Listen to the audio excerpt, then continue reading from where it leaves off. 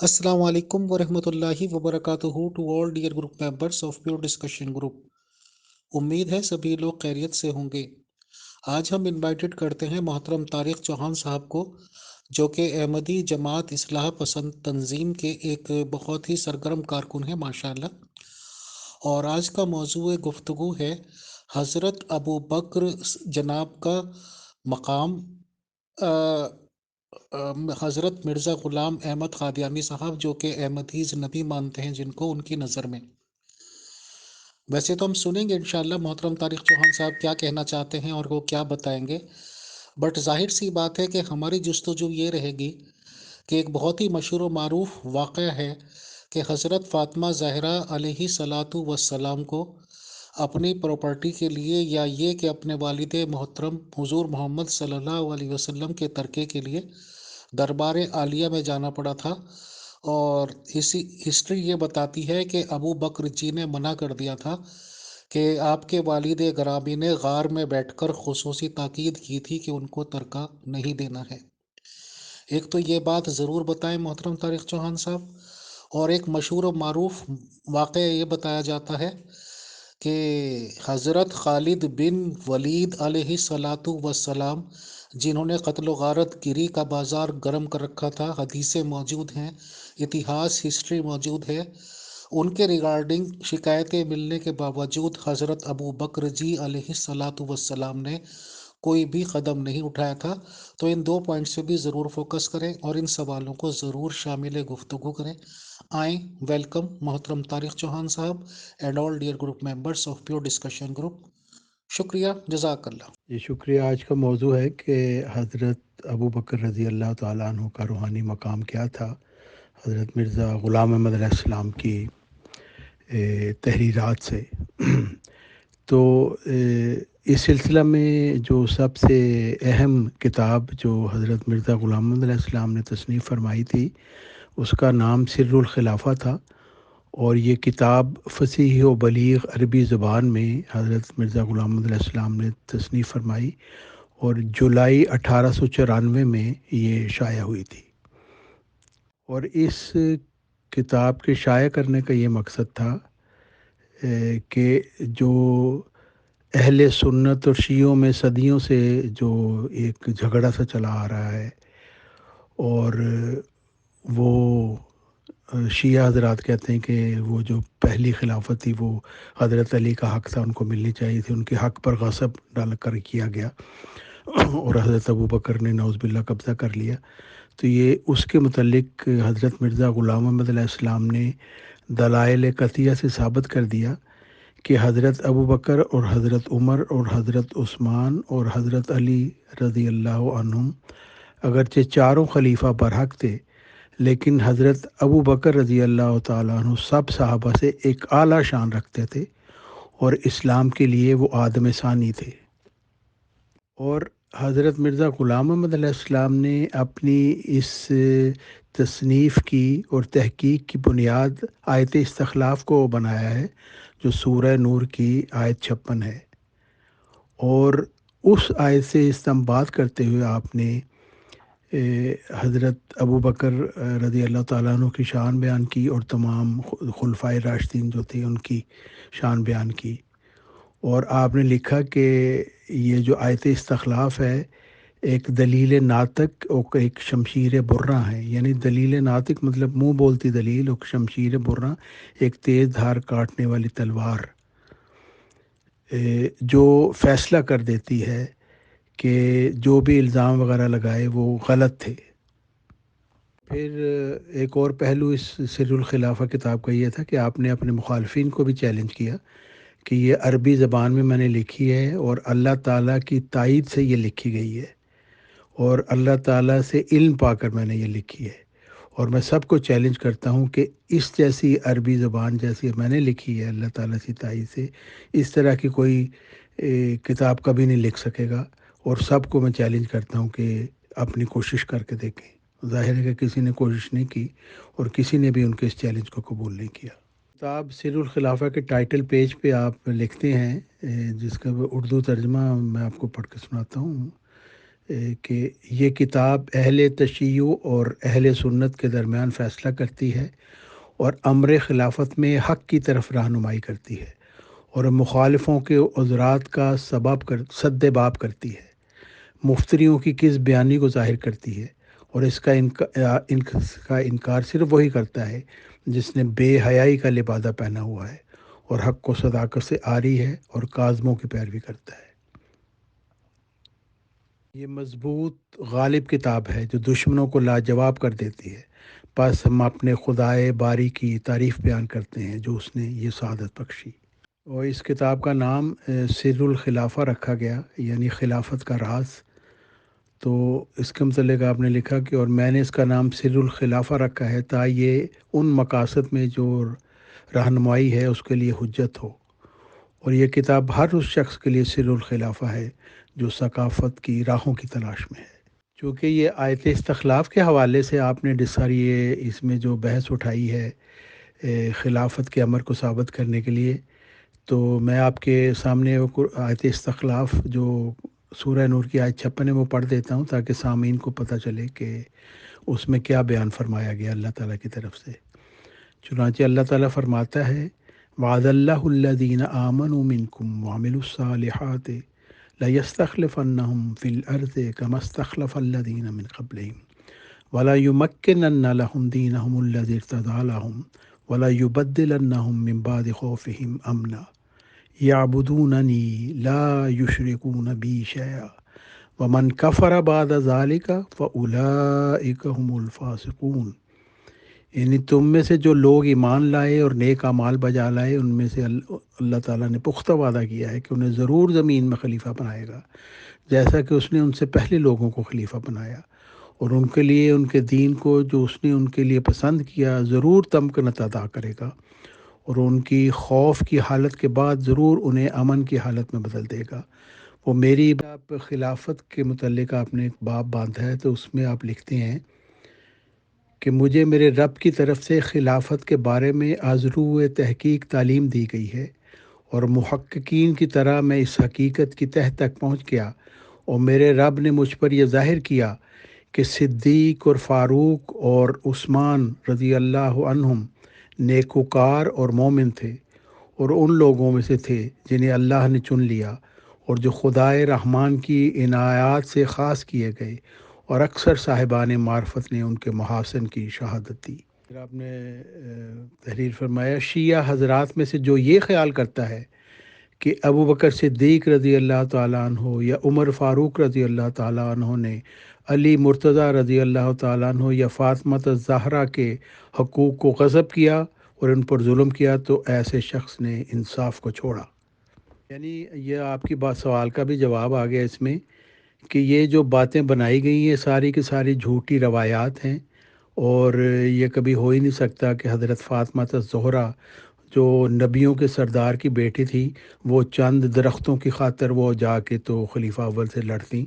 اور نہ ایسا ہو سکتا تھا کہ خلیفہ اول ان کے کہنے پر ان کو نہ دیتے۔ تو یہ ساری باتیں روایات جو ہیں مخالفین نے بنائی ہیں، وہی لوگ جو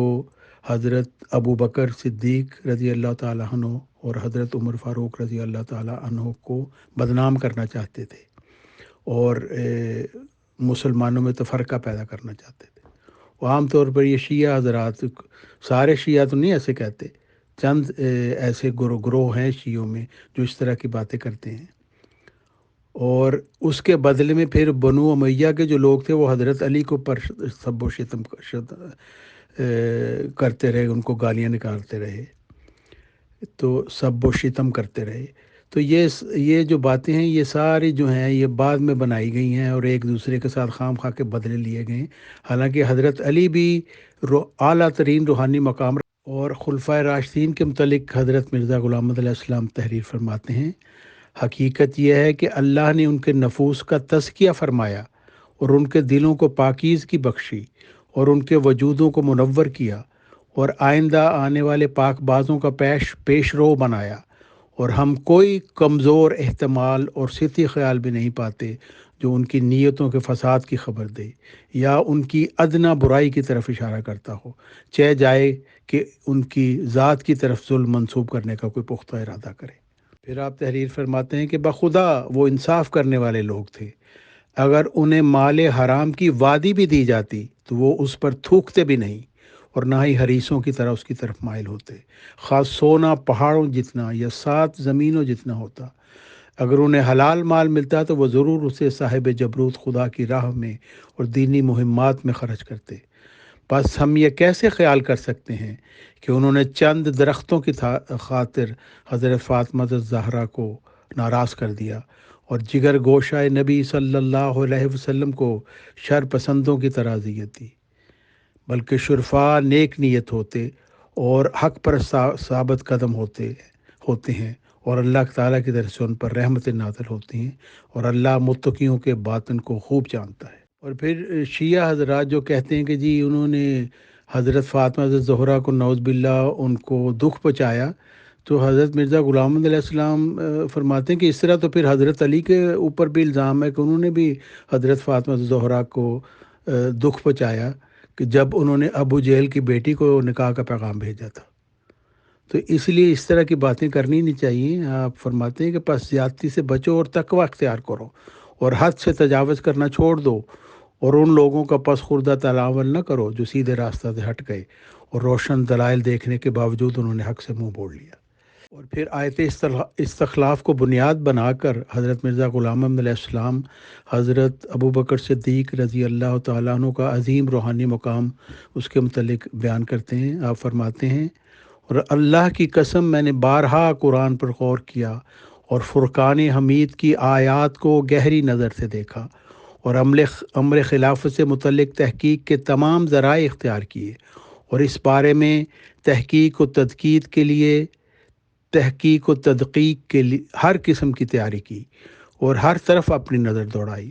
اور اپنی نگاہ تحقیق کے تیر ہر جانب چلائے، لیکن میں نے اس میدان میں آیت استخلاف سے بڑھ کر کوئی شمشیر برہ نہیں پائی، اور مجھ پر یہ حقیقت کھلی کہ یہ آیت خلافت کے ثبوت میں عظیم تر آیت اور دلیل ناطق ہے، اور ہر اس شخص کے لیے فرماتے ہیں، اور مجھے یقین ہے کہ ہر وہ شخص جو نیک تینت ہے اور غور و فکر کرنا اس کی گھٹی میں اور سرشت میں داخل ہے، وہ اسے شکر گزاری سے قبول کرے گا، یعنی آیت استخلاف کو، اور اس بات کو یاد رکھتے ہوئے اللہ کی تعریف کرے گا کہ اس نے اسے صحیح راہ دکھائی اور اسے گمراہوں سے نکالا۔ پھر آپ فرماتے ہیں،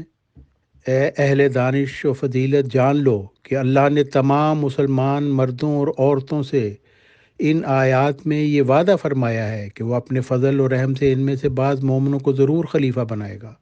اور ان کے خوف کو ضرور امن کی حالت میں بدل دے گا۔ اور پھر آپ فرماتے ہیں، اس امر کا اتم اور اکمل طور پر مصداق ہم حضرت صدیق اکبر رضی اللہ تعالیٰ عنہ کی خلافت کو ہی پاتے ہیں، کیونکہ جیسا کہ اہل تحقیق سے یہ امر مخفی نہیں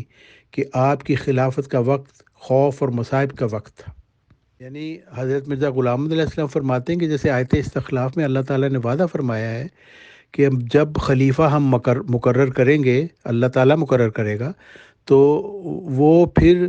ایک خوف کی حالت کو امن میں بدل دے گا، اور یہ اس چیز کی نشانی ہے۔ جب ایسا ہو تو سمجھ لو کہ اللہ تعالیٰ کی طرف سے یہ خلیفہ ہے، اور وہ خلیفہ حضرت محمد صلی اللہ علیہ وسلم کا ہوگا، کیونکہ اس میں اللہ تعالیٰ نے حضرت محمد صلی اللہ علیہ وسلم کے خلیفوں کا وعدہ فرمایا ہے۔ اور جب ہم ان شرائط کو دیکھتے ہیں اور حضرت صدیق اکبر رضی اللہ تعالیٰ عنہ کی جو زمانہ خلافت ہے اس کو دیکھتے ہیں، تو حضرت مرزا غلام محمد علیہ السلام فرماتے ہیں، تو آیت استخلاف کے مصداق صرف اور صرف حضرت صدیق اکبر رضی اللہ تعالیٰ عنہ کو ہم پاتے ہیں، اور اس کے علاوہ جو خلفائے راشدین تھے وہ آیت استخلاف کے اس طرح مصداق نہیں تھے، کیونکہ ان کا جو زمانہ تھا وہ آیت استخلاف کے مطابق بیان کردہ جو حالات ہیں ان کے مطابق پورا نہیں تھا اترتا۔ اور سب سے زیادہ بھیانک خوفناک خوف کی حالت جو ہوئی تھی وہ اس وقت ہوئی تھی جب خاتم النبیین حضرت محمد مصطفیٰ صلی اللہ علیہ وسلم کی وفات ہو گئی، اور مسلمان جو تھے وہ جو ان سے محبت کرتے تھے وہ مطلب ان کے دماغ جیسے وہ معاف ہو گئے، اور بہت سے منافق مرتد ہو گئے اور مرتدوں کی زبانیں دراز ہو گئیں، اور افطرا پر دادوں کے گروہ نے دعوی نبوت کر دیا اور اکثر بادیہ نشین ان کے گرد جمع ہو گئے، یہاں تک کہ مسیلمہ کذاب کے ساتھ 1 لاکھ کے قریب جاہل اور بدکار آدمی مل گئے، اور فتنے بھڑک اٹھے اور مصائب بڑھ گئے، اور آفات نے دور و نزدیک کا احاطہ کر لیا۔ یعنی ایسی خوفناک حالت تھی اس وقت جو حضرت مرزا غلام احمد علیہ السلام نے لکھی ہے جب حضرت محمد مصطفیٰ صلی اللہ علیہ وسلم کی وفات ہو گئی۔ ایسی حالت میں جب مسلمانوں کے دل دہشت اور غم سے لبریز تھے، ایسے نازک وقت میں حضرت ابو بکر رضی اللہ عنہ حاکم وقت اور حضرت خاتم النبیین صلی اللہ علیہ وسلم کے خلیفہ بنائے گئے۔ منافقوں، کافروں اور مرتدوں کے جن رویوں اور طور طریقوں کا آپ نے مشاہدہ کیا، ان سے آپ ہم و غم میں ڈوب گئے۔ آپ اس طرح روتے جیسے ساون کی جھڑی لگی ہو، اور آپ کے آنسو چشمہ رواں کی طرح بہنے لگتے، اور آپ رضی اللہ عنہ اپنے اللہ سے اور اسلام اور مسلمانوں کی خیر کی دعا مانگتے تھے۔ یعنی حضرت ابو بکر کی رضی اللہ تعالیٰ عنہ کی اس غم میں یہ حالت تھی کہ یہ اسلام کے ساتھ کیا ہو رہا ہے۔ پھر حضرت مرزا غلام احمد علیہ السلام تحریر فرماتے ہیں، حضرت عائشہ رضی اللہ عنہا سے مروی ہے، آپ فرماتی ہیں کہ جب میرے والد خلیفہ بنائے گئے اور اللہ نے انہیں امارت تفویض فرمائی تو خلافت کے آغاز ہی میں آپ نے ہر طرف سے فتنوں کو موجزن اور جھوٹے مدعیان نبوت کی سرگرمی اور منافق مرتدوں کی بغاوت کو دیکھا، اور آپ پر اتنے مصائب ٹوٹے کہ اگر وہ پہاڑوں پر ٹوٹتے تو وہ پیوست زمین ہو جاتے اور فوراً گر کر ریزہ ریزہ ہو جاتے، لیکن آپ کو یعنی حضرت ابو بکر رضی اللہ تعالیٰ عنہ کو رسولوں جیسا صبر عطا کیا، یہاں تک کہ اللہ کی نصرت آن پہنچی اور جھوٹے نبی قتل اور مرتد ہلاک کر دیے گئے، فتنے دور کر دیے گئے اور مصائب چھٹ گئے، اور معاملے کا فیصلہ ہو گیا اور خلافت کا معاملہ مستحکم ہوا، اور اللہ نے مومنوں کو آفت سے بچا لیا اور ان کی خوف کی حالت کو امن میں بدل دیا، اور ان کے لیے ان کے دین کو تمکنت بخشی، اور اپنے بندے ابو بکر صدیق رضی اللہ تعالیٰ عنہ کی نصرت فرمائی۔ محترم طارق چوہان صاحب and all dear group members of پلو ڈسکشن گروپ، السلام علیکم۔ میں نے یہ بات سنی بھی ہے اور آپ نے خود اقرار کیا کہ حضور محمد صلی اللہ علیہ وسلم کی وفات کے فوراً بعد انتشار کی حالت ہو گئی، لوگ مرتد ہونے شروع ہو گئے۔ اٹ مینس کہ انہوں نے مذہب بدلنا شروع کر دیا۔ تو کیا انہوں نے مذہب اپنے مرضی سے نہیں بدلا تھا؟ کیا وہ دل و دماغ سے تیار ہو کے مذہب اسلام میں نہیں آئے تھے جو موقع دیکھتے ہی نکلنے کی کوشش کی؟ کیا ان کو زبردستی اسلام میں لایا گیا تھا؟ اور اگر وہ پیار محبت سے اپنی مرضی سے اسلام میں آئے تھے تو جانے کی کیا ضرورت تھی؟ اور ایک سیکنڈ سوال یہ بھی ہے کہ کیا حضرت ابو بکر یہ اچھا کیا آپ نے یہ والا سوال کر دیا۔ اصل بات یہ ہے کہ مرتد ہونا کوئی قابل سزا بات نہیں ہے، کیونکہ قرآن مجید میں تو لکھا گیا ہے کہ لا اکراہ فی الدین۔ مرتد یہاں جو مراد ہے وہ فساد کرنے والے وہ لوگ تھے، انہوں نے مسلمانوں کو تکلیفیں پہنچائیں۔ اب جیسے مسیلمہ کذاب تھا، اس نے تو حضرت محمد صلی اللہ علیہ وسلم کے زمانے میں ہی نبوت کا دعویٰ کیا تھا، جو جھوٹا دعویٰ تھا، اور حضرت محمد صلی اللہ علیہ وسلم سے ملنے بھی آیا اور ان سے خط و کتابت بھی کی، لیکن حضرت محمد صلی اللہ علیہ وسلم نے اس کے متعلق اس کے خلاف کوئی کارروائی نہیں کی۔ لیکن حضرت ابو بکر کے زمانے میں جب حضرت محمد صلی اللہ علیہ وسلم کی وفات ہو گئی، اس وقت مسیلمہ کذاب نے باقاعدہ مسلمانوں کے اوپر چڑھائی کر دی، ان کو زبردستی ان کے ساتھ ظلم کر کے ان کو اس پر آمادہ کرنے کی کوشش کی کہ اس کی نبوت کو مان لے۔ تو وہ اس وقت اس کی سزا باغی کی سزا تھی، کوئی اس وجہ سے نہیں تھی کہ اس نے کوئی جھوٹا دعویٰ کر دیا تھا۔ جھوٹے دعویٰ کرنے والے کی کوئی سزا نہیں ہوتی، وہ اللہ تعالیٰ کی طرف سے ہوتی ہے، انسانوں کی طرف سے نہیں کوئی سزا ہوتی، اور نہ مرتد کی کوئی سزا ہوتی ہے۔ لیکن یہاں مرتدین سے مراد وہ لوگ ہیں جو مثلاً زکوٰۃ نہیں تھے دیتے،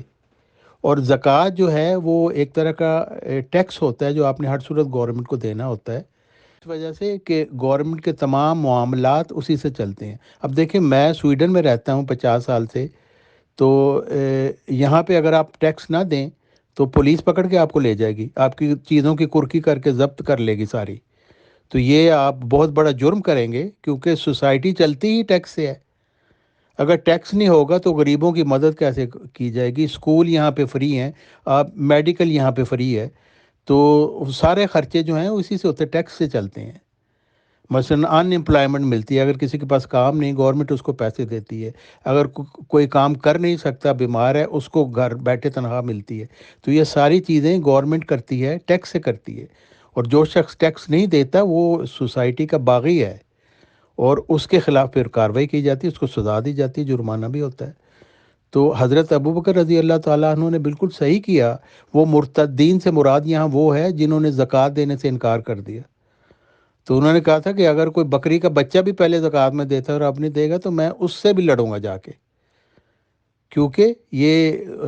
ریاست کے خلاف بغاوت ہوتی ہے۔ اور مسیلمہ کذاب کا میں نے آپ کو بتا دیا کہ وہ ایک فسادی تھا، اس کا جرم یہ نہیں تھا کہ اس نے جھوٹا دعویٰ کیا تھا، کیونکہ جھوٹا دعویٰ تو اس نے حضرت محمد صلی اللہ علیہ وسلم کے زمانے میں کیا تھا۔ جی میرا خیال ہے میں نے آپ کے سوالوں کا جواب دے دیا، وہ میری آڈیو سن لیں تو آپ کو پتہ چل جائے گا کہ وہ زکوٰۃ نہیں تھے دینا چاہتے، وہ لوگ جو تھے، تو وہ مطلب ٹیکس نہیں تھے دینا چاہتے، تو اس وجہ سے ان کے خلاف پھر شورش کی گئی۔ جی یہ آپ کی جو فیملی ہے، رائل فیملی، وہاں پہ ہمیں یہ اعتراض نہیں کہ وہ چندہ کو لیتے ہیں، ہمیں یہ اعتراض ہے کہ وہ ایسے چندے لیتے ہیں جن کو ان کو حق نہیں۔ 50 چندے انہوں نے زبردستی مسلط کر دیے ہیں، اور غلط طریقے سے ان کو کلیکٹ کرتے ہیں۔ حضرت محمد صلی اللہ علیہ وسلم کے زمانے میں تو ایسے نہیں تھے، حضرت مرزا غلام محمد علیہ السلام نے بھی اس طرح کے چندے مقرر نہیں کیے، انہیں تو ایک ہی چندہ مقرر کیا تھا کہ ہر شخص اپنی مرضی سے ایک مقرر کر لے جو اس کے حساب سے ہے، چاہے وہ ایک آنا ہی ہو۔ لیکن یہاں تو یہ حالت ہے کہ انہوں نے خلیفوں کے گھر بنانے ہوتے ہیں، اور خلیفوں نے چارٹرڈ فلائٹوں پہ جانا ہوتا ہے، اور عملے نے عیاشیاں کرنی ہوتی ہیں۔ تو یہ کوئی خدائی لوگ تو نہیں ہے نا، یہ تو عیاش لوگ ہیں۔ تو حضرت جو خلفائے راشدین تھے ان کا آپ مطالعہ کریں تو آپ کو پتہ چلے کہ وہ تو سادہ زندگی ان کی تھی سب کی۔ بہرحال یہ ایک اور بحث ہے، یہ ہم بڑی دفعہ کر چکے ہیں، تو میں اپنے جو موضوع ہے میں اس کی طرف آنا چاہتا ہوں۔ شکریہ جی۔ تو حضرت ابو بکر رضی اللہ تعالیٰ عنہ کی وجہ سے یہ جو خوف کی حالت تھی وہ امن میں تبدیل ہوئی، اور حضرت مرزا غلام محمد علیہ السلام فرماتے ہیں کہ جو مسلمان تھے، جو سچے مسلمان تھے، وہ آپ کے شکر گزار تھے، انہوں نے اپنے دلوں کو روشن اور چہروں کو شاداب کیا، اور محبت و الفت میں بڑھ گئے،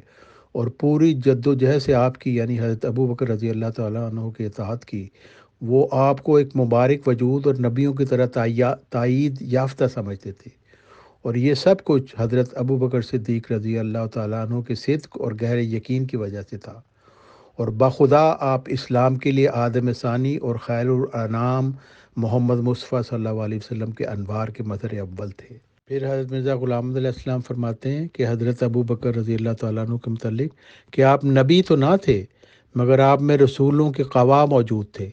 آپ رضی اللہ تعالیٰ عنہ کی صدق کی وجہ سے ہی چمن اسلام اپنی پوری رعنائیوں کی طرف لوٹ آیا، اور تیروں کے صدمات کے بعد بارونق اور شاداب ہو گیا، اور اس کے قسمہ قسم کے خوشنما پھول کھلے، اور اس کی شاخیں گرد و غبار سے صاف ہو گئیں، جبکہ اس سے پہلے اس کی حالت ایسے مردے کی سی ہو گئی تھی جس پر رویا جا چکا ہو۔ پھر آپ لکھتے ہیں اور مجھے علم دیا گیا ہے، یعنی اللہ تعالیٰ کی طرف سے مجھے علم دیا گیا ہے کہ حضرت ابو بکر صدیق رضی اللہ تعالیٰ عنہ تمام صحابہ رضوان اللہ علیہم اجمعین میں شان میں عظیم تر اور مرتبہ پہ بالا تر تھے، اور بلا شبہ آپ خلیفہ اول تھے، اور آپ کے بارے میں ہی آیات خلافت نازل ہوئی۔ یعنی جو وہ لوگ جو شیعہ حضرات ان میں سے کچھ گروہ ایسے کہتے ہیں کہ حضرت ابو بکر صدیق رضی اللہ تعالیٰ عنہ نے ناجائز قبضہ کر لیا، وہ جھوٹ بولتے ہیں۔ حضرت ابو بکر صدیق رضی اللہ تعالیٰ عنہ کو اللہ تعالیٰ نے مقرر کیا تھا، اور اللہ تعالیٰ کے مشیر حضرت مرزا غلام علیہ السلام فرماتے ہیں اسی طرح اس نے آپ کو اول درجہ کا حامی فرقان اور خادم قرآن اور اللہ کی کتاب مبین کی اشاعت کرنے والا بنایا، یعنی اللہ تعالیٰ نے پس آپ نے قرآن جمع کرنے اور رحمان خدا کے محبوب صلی اللہ علیہ وسلم کی طرف سے اس کی بیان کردہ ترتیب دریافت کرنے میں پوری کوشش سر فرما دی، اور دین کی غمخواری میں آپ رضی اللہ تعالیٰ عنہ کی آنکھیں ایک چشمہ جاری کے بہنے سے بھی بڑھ کر اشکبار ہوئیں۔ پھر آپ فرماتے ہیں، اور حضرت ابو بکر صدیق رضی اللہ تعالیٰ عنہ کے محاسن اور خصوصی فضائل میں سے ایک خاص بات یہ بھی ہے کہ سفر ہجرت میں آپ کو رفاقت کے لیے خاص کیا گیا، اور مخلوق میں سے سب سے بہترین شخص صلی اللہ علیہ وسلم کی مشکلات میں آپ ان کے شریک تھے، اور آپ مصائب کے آغاز سے ہی حضور صلی اللہ علیہ وسلم کے خاص انیس بنائے گئے تھے، تاکہ محبوب خدا صلی اللہ علیہ وسلم کے ساتھ آپ رضی اللہ تعالیٰ عنہ کا خاص تعلق ثابت ہو۔ اور اس میں بھید یہ تھا کہ اللہ تعالیٰ کو یہ خوب معلوم تھا کہ صدیق اکبر رضی اللہ تعالیٰ عنہ صحابہ میں سب سے زیادہ شجاع، متقی اور ان سب سے زیادہ شان رکھنے والے تھے، اور ان سب سے زیادہ حضرت صلی اللہ علیہ وسلم کے پیارے اور مرد میدان تھے، اور یہ کہ سید الکائنات صلی اللہ علیہ وسلم کی محبت میں فنا تھے۔ آپ رضی اللہ تعالیٰ عنہ ابتدا سے ہی حضور صلی اللہ علیہ وسلم کی مالی مدد کرتے اور آپ کے اہم امور کا خیال فرماتے تھے، اور ان سب سے زیادہ حضرت صلی اللہ علیہ وسلم کے پیارے اور مرد میدان تھے، اور یہ کہ سید الکائنات صلی اللہ علیہ وسلم کی محبت میں فنا تھے۔ آپ رضی اللہ تعالیٰ عنہ ابتدا سے ہی حضور صلی اللہ علیہ وسلم کی مالی مدد کرتے اور آپ کے اہم امور کا خیال فرماتے تھے۔ اور پھر یہ ایک اور فضیلت حضرت ابو بکر رضی اللہ تعالیٰ عنہ کی ہے کہ سورہ توبہ کی آیت 40 میں اللہ تعالیٰ نے ان کا ذکر کیا ہے، اور اس کا ترجمہ یہ ہے کہ اور اگر تم اس رسول صلی اللہ علیہ وسلم کی مدد نہ بھی کرو تو اللہ پہلے بھی اس کی مدد کر چکا ہے، جب اسے ان لوگوں نے جنہوں نے کفر کیا وطن سے نکال دیا تھا، اس حال میں کہ وہ دو میں سے ایک تھا، یعنی حضرت ابو بکر رضی اللہ تعالیٰ عنہ کو ان کے ساتھ تھے، جب وہ دونوں غار میں تھے اور وہ اپنے ساتھی سے کہہ رہا تھا غم نہ کر، یقیناً اللہ ہمارے ساتھ ہے، یعنی حضرت ابو بکر رضی اللہ تعالیٰ عنہ کا ذکر قرآن مجید میں بھی کیا گیا، اور یہ بہت بڑی فضیلت تحریر فرماتے ہیں۔ اللہ کی قسم، صدیق اکبر رضی اللہ تعالیٰ عنہ وہ مرد خدا ہے جنہیں اللہ تعالیٰ کی طرف سے اختصاص کے کئی لباس عطا کیے گئے، اور اللہ نے ان کے لیے یہ گواہی دی کہ وہ خاص برگزیدہ لوگوں میں سے ہیں، اور اپنی ذات کی مائیت کو آپ کی طرف منسوب کیا، اور آپ کی تعریف و توصیف کی، اور آپ کی قدردانی کی، اور یہ اشارہ فرمایا کہ آپ ایسے شخص ہیں کہ جنہیں حضرت محمد مصطفیٰ صلی اللہ علیہ وسلم کی جدائی گوارا نہ ہوئی۔ ہاں، حضرت صلی اللہ علیہ وسلم کے علاوہ دیگر عزیز و اقارب کی جدائی پر آپ راضی ہو گئے۔ آپ نے اپنے آقا کو مقدم رکھا اور ان کی طرف دوڑے چلے آئے، پھر با کمال رغبت آپ نے اپنے تئی موت کے منہ میں ڈال دیا اور ہر نفسانی خواہش کو اپنی راہ سے ہٹا دیا۔ اور پھر ایک اہم بات کی طرف آپ توجہ دلاتے ہوئے فرماتے ہیں، اگر تم یہ پوچھو کہ اللہ نے سلسلہ خلافت کے آغاز کے لیے آپ کو کیوں مقدم فرمایا، یعنی حضرت ابو بکر رضی اللہ عنہ کو، تو اس میں رب رؤوف کی کیا حکمت تھی، تو جاننا چاہیے کہ اللہ نے یہ دیکھا کہ حضرت صدیق اکبر رضی اللہ عنہ ایک غیر مسلم قوم میں سے باکمال قلب سلیم رسول اللہ صلی اللہ علیہ وسلم پر ایمان لے آئے ہیں، اور ایسے وقت میں ایمان لائے نبی اللہ صلی اللہ علیہ وسلم یک و تنہا تھے اور فساد بہت شدید تھا۔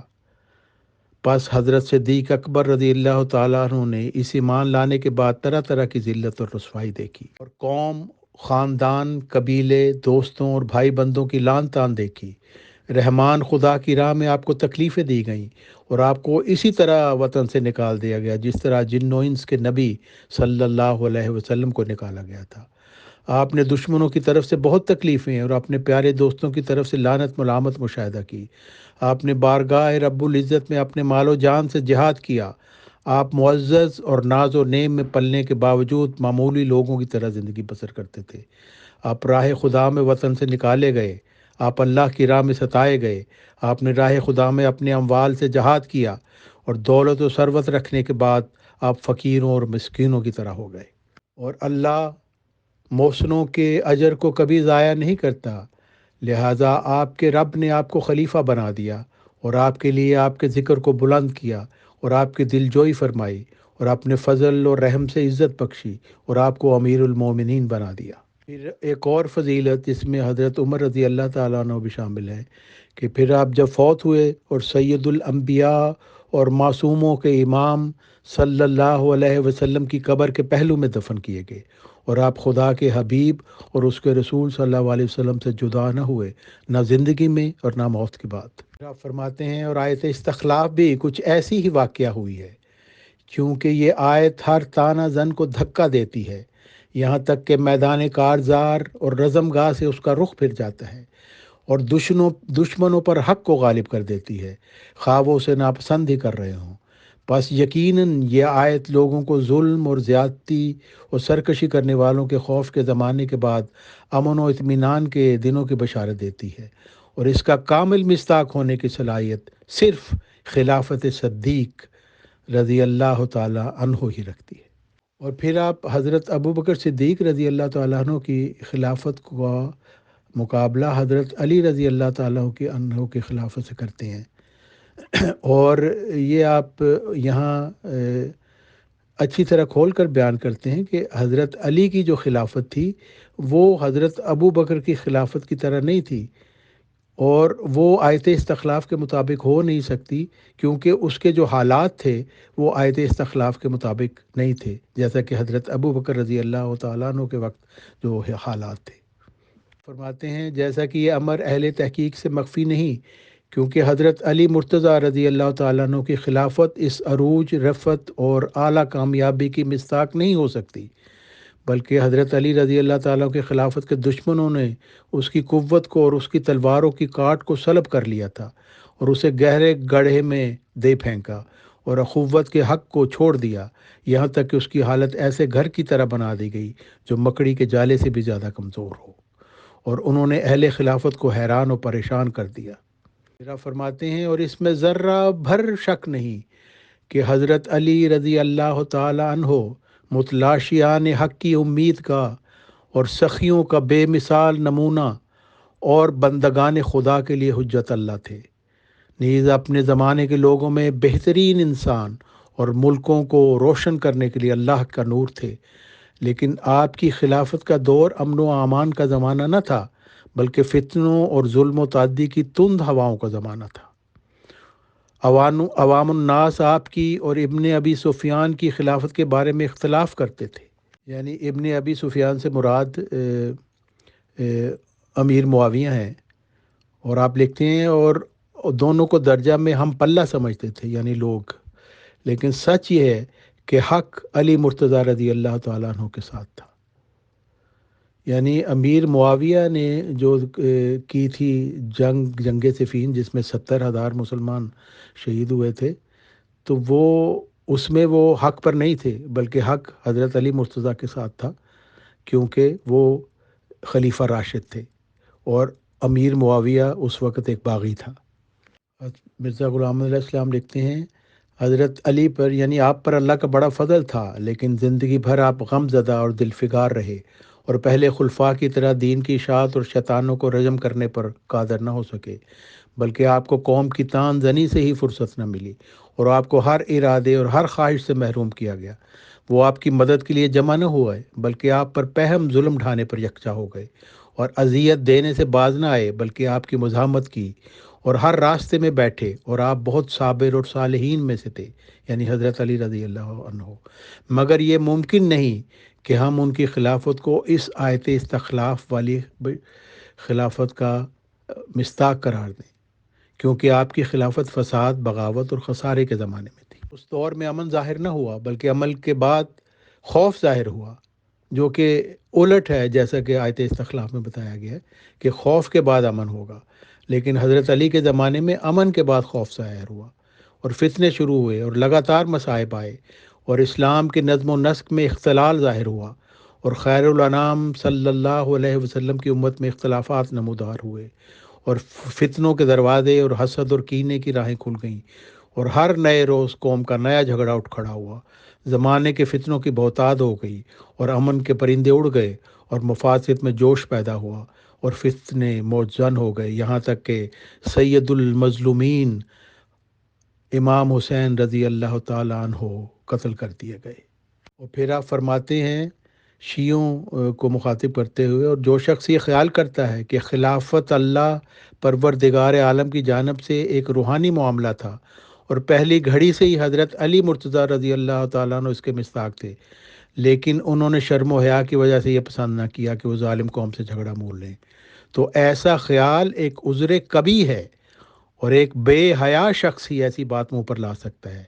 ہاں وہ حق جس کا قبول کرنا واجب ہے، اور وہ سچائی جسے تسلیم کرنا لازم ہے۔ حضرت مرزا غلام محمد علیہ السلام یہ فرما رہے ہیں کہ میں نے اللہ تعالیٰ کے علم سے پا کر، اللہ تعالیٰ سے علم پا کر اس بات کو میں نے دیکھا ہے کہ حضرت ابو بکر رضی اللہ تعالیٰ عنہ کی خلافت تو آیت استخلاف کے مطابق تھی جو اس میں حالات بیان کیے گئے ہیں، لیکن دوسرے خلفاء حضرت عمر، حضرت عثمان اور حضرت علی کی جو خلافت تھی وہ آیت استخلاف کے مطابق جو حالات بیان کیے ان کے مطابق نہیں تھی، کیونکہ اس میں امن کے بعد خوف کی حالت شروع ہو گئی تھی، لیکن حضرت ابو بکر رضی اللہ تعالیٰ عنہ کے زمانے میں خوف کی حالت کو امن میں بدل دیا گیا تھا، اور یہی آیت استخلاف میں اللہ تعالیٰ کے خلیفہ کی نشانی بتائی گئی ہے۔ ایک اور بڑی خوبصورت بات حضرت مرزا غلام محمد علیہ السلام نے لکھی ہے کہ حضرت ابو بکر رضی اللہ تعالیٰ عنہ کی مناسبت حضرت یشوع بن نون کے ساتھ ہے، یعنی حضرت موسیٰ علیہ السلام کی جب وفات ہو گئی تو اس وقت اللہ تعالیٰ نے الہام سے حضرت یشوع بن نون کو کھڑا کیا کہ تو کھڑا ہو جا اور دلاور ہو جا اور لوگوں کو اکٹھا کر، اور حضرت یشوع بن نون حضرت موسیٰ علیہ السلام کے پہلے خلیفہ تھے۔ اسی طرح آپ فرماتے ہیں حضرت ابو بکر کی حضرت یشوع بن نون کے ساتھ ایک اور عجیب مناسبت یہ ہے کہ حضرت موسیٰ کی اطلاع سب سے پہلے حضرت یوشع کو ہوئی، اور خدا نے بلا توقف ان کے دل میں وحی نازل کی کہ جو موسیٰ مر گیا تا یہود حضرت موسیٰ علیہ السلام کی موت کے بارے میں کسی غلطی یا اختلاف میں نہ پڑیں۔ آپ لکھتے ہیں مگر چونکہ خدا کا یہ قانون قدرت ہے کہ جب خدا کے رسول کا کوئی خلیفہ اس کی موت کے بعد مقرر ہوتا ہے تو شجاعت اور ہمت اور استقلال اور فراست اور دل قوی ہونے کی روح اس میں پھونکی جاتی ہے، جیسا کہ یشوع کی کتاب باب اول آیت 6 میں یعنی بائبل میں حضرت یشوع کو اللہ تعالیٰ فرماتا ہے مضبوط ہو اور دلاوری کر، یعنی موسیٰ تو مر گیا اب تو مضبوط ہو جا۔ حضرت مرزا غلام محمد علیہ السلام فرماتے ہیں کہ جس طرح حضرت یشوع بن نون کو اللہ تعالیٰ نے کھڑا کیا تھا الہام سے، اسی طرح الہام سے تو نہیں لیکن قضاء و قدر کے رنگ میں، یعنی اللہ تعالیٰ نے ایسے حالات پیدا کیا کہ حضرت ابو بکر جو ہیں وہ پہلے خلیفہ بنے، جیسا کہ آپ جانتے ہیں کہ حضرت محمد صلی اللہ علیہ وسلم نے ان کو امام بنا دیا اپنی زندگی میں ہی، اور اس کے بعد پھر جو دوسرے صحابہ تھے ان کے دل میں بھی ان کے لیے ایک شرح صدر پیدا کر دی تاکہ وہ امیر المومنین بنے۔ تو حضرت مرزا غلام محمد علیہ السلام فرماتے ہیں یہی قضاء و قدر کے رنگ میں نہ شرعی رنگ میں حضرت ابو بکر رضی اللہ تعالیٰ عنہ کے دل پر نازل ہوا تھا۔ تناسب اور تشابہ واقعات سے معلوم ہوتا ہے کہ گویا ابو بکر بن قحافہ اور یشوع بن نون ایک ہی شخص ہے۔ استخلافی مماثلت نے سگا کس کر اپنی مشابہت دکھلائی ہے۔ صفحہ 186 تحفہ گولڑویہ۔ جس طرح جلیل القدر نبی حضرت موسیٰ علیہ السلام کے بعد حضرت یوشع بن نون ان کے پہلے خلیفہ مقرر ہوئے، بین ہی اسی طرح حضرت محمد مصطفیٰ صلی اللہ علیہ وسلم کے بعد حضرت ابو بکر رضی اللہ تعالیٰ عنہ حضرت محمد صلی اللہ علیہ وسلم کے پہلے خلیفہ بنے، اور یہ دونوں کی جو انتخاب تھا وہ اللہ تعالیٰ کی مشیت کے تحت تھا۔ اور پھر حضرت مرزا غلام محمد علیہ السلام چونکہ خود ان کا دعویٰ ہے کہ وہ منہاج نبوت پر آئے تھے اور خلافت اسلامیہ محمدیہ کے 13ویں خلیفہ تھے، اس لیے آپ فرماتے ہیں ابو بکر رضی اللہ تعالیٰ عنہ اور مسیح موعود کو بعض واقعات کی روح سے بشدت مشابہت ہے، اور وہ یہ کہ ابو بکر رضی اللہ تعالیٰ عنہ کو خدا نے سخت فتنہ اور بغاوت اور مفتریوں اور مفسدوں کے عہد میں خلافت کے لیے مقرر کیا تھا، اور ایسا ہی مسیح موعود اس وقت ظاہر ہوا جب کہ تمام علامات صغرا کا طوفان ظہور میں آ چکا تھا، اور کچھ کبرا میں سے بھی۔ اور دوسری مشابہت یہ ہے کہ جیسا کہ خدا نے حضرت ابو بکر رضی اللہ تعالیٰ عنہ کے وقت میں خوف کے بعد امن پیدا کر دیا اور برخلاف دشمنوں کی خواہش کے دین کو جما دیا، ایسا ہی مسیح موت کے وقت میں بھی ہوگا۔ تفسیر آیت استخلاف، جلد 6، سورہ نور، آیت 56، صفحہ 307، حاشیہ۔ محترم طارق چوہان صاحب، ویسے تو مسلمانوں کی بدنصیبی کہوں یا کیا کہوں یا ان لوگوں کی پالیٹکس کہوں کہ حضور محمد صلی اللہ علیہ وسلم کے ریگارڈنگ یہ سب سے کم معلومات ہے۔ حضور محمد صلی اللہ علیہ وسلم کے آخری دن جہاں پہ گزرے ہیں وہ عائشہ جی کا حجرہ بتایا جاتا ہے، جہاں پہ یہ بھی کنٹراورسی ہے کہ انہیں ان کے آخری ٹائم میں دوائی کی جگہ غلط چیز دی گئی تھی، زہر دیا گیا تھا۔ اگر میں کھل کے ہی بتاؤں تو ظاہر سی بات ہے کہ یہ بھی روایتیں ہیں کہ حضور محمد صلی اللہ علیہ وسلم نے یہ کہا تھا کہ ان کے گلے میں ایسا محسوس ہو رہا ہے زہر کا اثر۔ حالانکہ روایتیں تو یہ کہتی ہیں مسلمانوں کی کہ 2.5-3 سال پہلے والے زہر کا اثر آ گیا تھا جو یہودا نے دیا تھا۔ کوئی سائنس کی تحقیق، کوئی ڈاکٹری نسخہ کوئی نہیں کہتا کہ 2.5-3 سال کا گزرنے کے بعد عرصہ آپ پہ زہر کا اثر آئے گا۔ تو اگر اس واقعے کو سچا مانتے ہیں کہ ان کے گلے میں ایسی تکلیف محسوس ہوئی تھی تو زہر تو تھا۔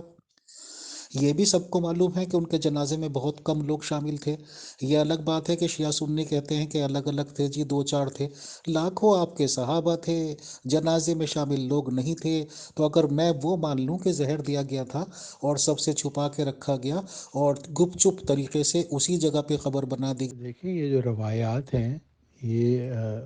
مطلب بہت دیر بعد اکٹھی کی گئی ہیں۔ اب دیکھیں، اب صحیح البخاری کو ہم کہتے ہیں وہ قرآن مجید کے بعد صحیح احادیث کی ہے کتاب، لیکن وہ کب ہوئی؟ 256 ہجری میں، یعنی تقریباً 250 سال بعد حضرت محمد مصطفیٰ صلی اللہ علیہ وسلم کے۔ تو وہ روایات ہیں، ان کے متعلق ہم کچھ نہیں کہہ سکتے۔ جو باتیں حضرت محمد صلی اللہ علیہ وسلم ان کے صحابہ کے شایع نشان نہیں ہیں، ان کے خلفاء کے شایع نشان نہیں، ان کو ہم ریجیکٹ کرتے ہیں۔ تو اتنی سی بات ہے سیدھی، یہ باقی ساری باتیں بنائی ہوئی ہیں، آگ لگانے چلے گئے اور پتھر اٹھا کے مارا اور حضرت فاطمہ زہرا کو تکلیف پہنچائی، یہ ساری باتیں فضول باتیں ہیں، میرا تو اس پہ کوئی بیلیو نہیں ہے۔ اور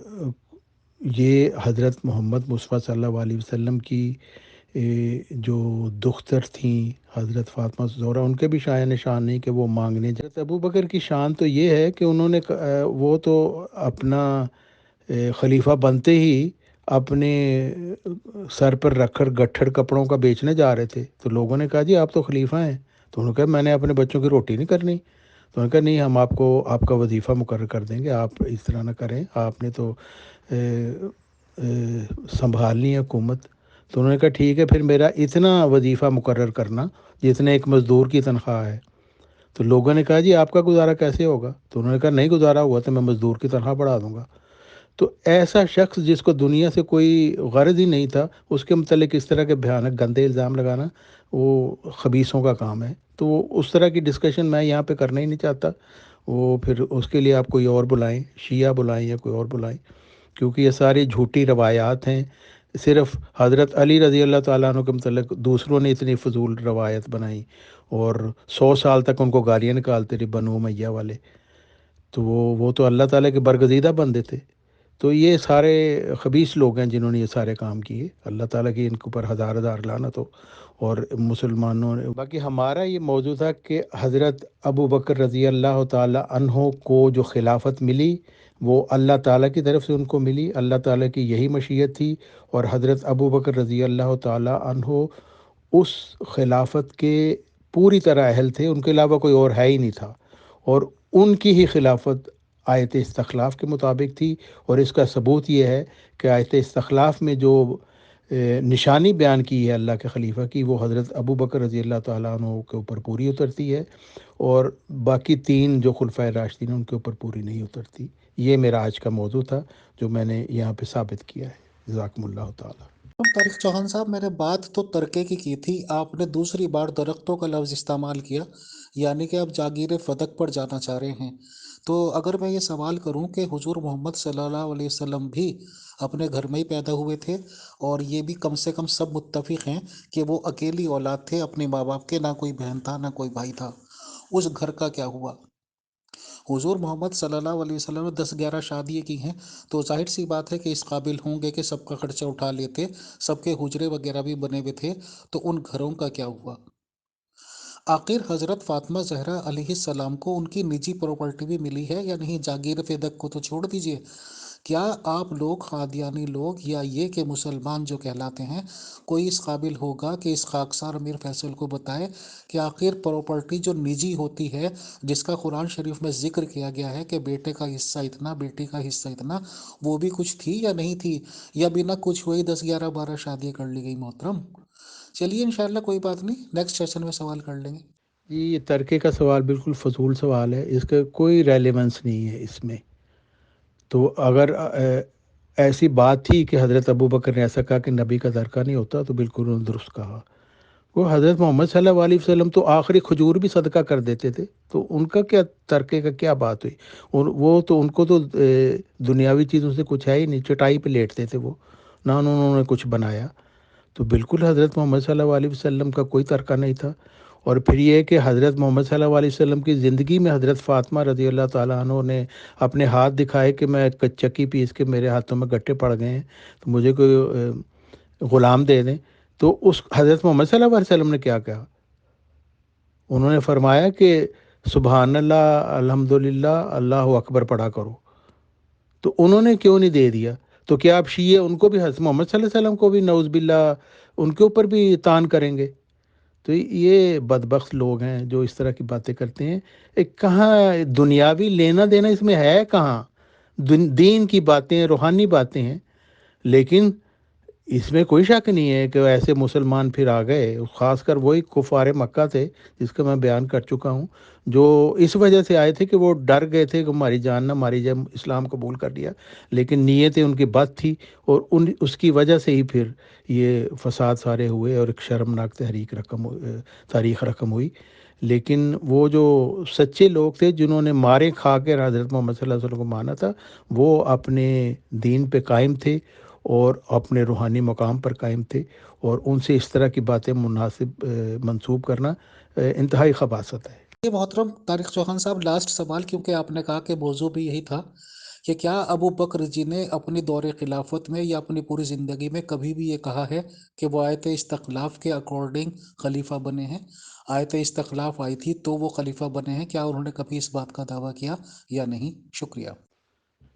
जी, इसके मुतल्लिक तो मुझे नहीं पता कि हज़रत अबू बकर रज़ी अल्लाह तआला अन्हु ने दावा किया कि मैं आयत इस्तख़लाफ़ के मुताबिक हूँ, और ये हमारा मौज़ू भी नहीं है। हमारा मौज़ू ये था कि हज़रत मिर्ज़ा ग़ुलाम अहमद अलैहिस्सलाम के मुताबिक उनका क्या मक़ाम था और इसकी उन्होंने क्या दलील दी है, वो मैंने आपके सामने पेश कर दिया। अब जिसको दिल है माने, जिसका दिल नहीं ना माने। चलिए जी मोहतरम तारिक चौहान साहब, हम तो सीधे साधे तहकीक करने की कोशिश कर रहे हैं। आपने अपने इन बयानात में ये भी कहा कि जी जो 100 150 साल पहले रिवायतें बनाई गई हैं, तो जाहिर सी बात है वो गलत हो सकती हैं। और इन द एंड मोहतरम तारिक चौहान साहब कादियानी ये कह रहे हैं उनके अकॉर्डिंग कि हज़रत मिर्ज़ा जी ग़ुलाम अहमद कादियानी साहब अलैहिस्सलातु वस्सलाम, जो कि 1200 साल बाद आए हैं, उनकी तहकीक मान ली जाए। चलिए मोहतरम, ये तहकीकी सफ़र तो इसका मतलब जारी रहेगा। आपने वक्त दिया, तशरीफ़ लाए, जानकारी दी, बहुत शुक्रिया, बहुत जज़ाकल्लाह। अस्सलाम वालेकुम वरहमतुल्लाह। जी, नहीं, असल बात है कि इमाम बुखारी साहब ने तो कभी दावा नहीं किया कि वो अल्लाह ताला से इल्हाम पाकर खड़े हुए हैं। तो उन्होंने तो एक बहुत अच्छी कोशिश की और हम उसको सराहते हैं, और बहुत खूबसूरत अहादीस उन्होंने जमा की बड़ी मेहनत से। लेकिन हज़रत मिर्ज़ा ग़ुलाम अहमद अलैहिस्सलाम ने ये नहीं कहा कि मेरी ये ज़ाती तौर पे मुझे इल्म हुआ है। उनका ये दावा है कि मुझे अल्लाह ताला ने ये बातें बताई हैं। तो ये फ़र्क है इसमें। तो ये उनकी तहकीक नहीं है कि वो 1400 साल बाद उन्होंने नई तहकीक पेश की, बल्कि यही बातें जो उन्होंने बयान की हैं ये सिरुल खिलाफ़ा में और हज़रत अबू बकर रज़ी अल्लाह ताला अन्हु की शान के मुतल्लिक, ये सारी बातें उनका ये कहना है कि मुझे अल्लाह ताला ने बताई हैं। तो इल्म तो असल अल्लाह ताला की होता है, और अल्लाह ताला जिसको वो मामूर बनाता है, इल्हाम से खड़ा करता है, उसको वो फिर अपनी तरफ से वो इल्म भी देता है। तो हज़रत मिर्ज़ा ग़ुलाम अहमद अलैहिस्सलाम हज़रत मोहम्मद मुस्तफ़ा सल्लल्लाहु अलैहि वसल्लम के आला तरीन रूहानी मकाम रखने वाले फ़र्जंद थे, और इसी वजह से अल्लाह ताला ने उनको खड़ा किया इमाम महदी बनाकर, ख़ातमुल खुलफ़ा बनाकर, और उनको इल्म दिया, اور اس لیے مہدی ان کو کہا جاتا ہے کہ وہ اللہ تعالیٰ کی طرف سے ہدایت یافتہ تھے۔ اس کے علاوہ کوئی شخص اپنا کوئی پیش کرتا ہے علم یا کوئی تحقیق، تو اس کے متعلق ہم کہہ سکتے ہیں کہ ہم چاہے اس کو مانیں یا نہ مانیں، لیکن جو مامور من اللہ جو پیش کرتا ہے وہ اللہ تعالیٰ کی طرف سے الہام پا کر اور علم پا کر کرتا ہے۔ اس لیے وہ جو مامور من اللہ پر ایمان لاتے ہیں وہ اس بات پر بھی ایمان لاتے ہیں کہ جو کچھ انہوں نے بیان کیا ہے وہ سچ ہے۔